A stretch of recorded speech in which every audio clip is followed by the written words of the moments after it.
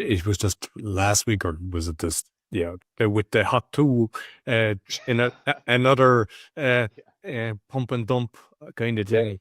Um, and it's sad to see because, some people are getting excited and they would have been following her thinking, okay, I mean, it was strange how she became famous anyway, but what she did, but irrelevant of that, she kind of jumped on the bag. She had a podcast, she was going on a lot of shows, but then she done this. So people were kind of liking her as a person, and maybe some people were coming in for the first time and just felt, oh, we're early days here.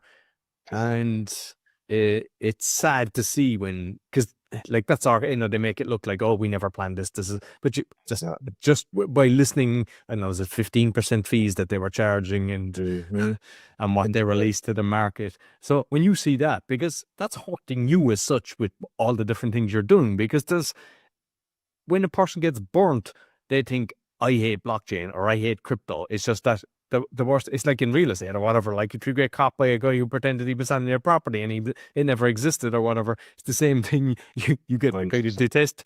So, and that has got a lot of kind of momentum, because unfortunately things like that, negativity spreads a million times, just like your promotion. You jump on the bandwagon with the negativity. But for that, like, what's your kind of thoughts on that? And I mean, she's not the first to do that. Like, there's a load. Absolutely. Yeah, I think it's a shame. I think pump and dumps hurt the space. I think bad artists, within this space are what's hurting our chances of mass adoption.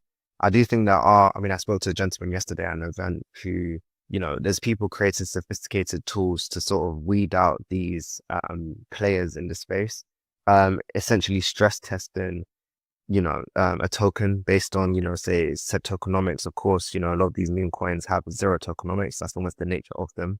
But I do think it is hurting the mass adoption space. I do think, you know, I'd hope, I mean, it is effectively just gambling. So I feel like there's a certain mindset that needs to be had with said investor getting to, for a token, for example, almost knowing that whether you're putting in, you're going to lose. Whenever I engage in a meme coin, I dabble myself, but I actively know I'm happy to lose this money.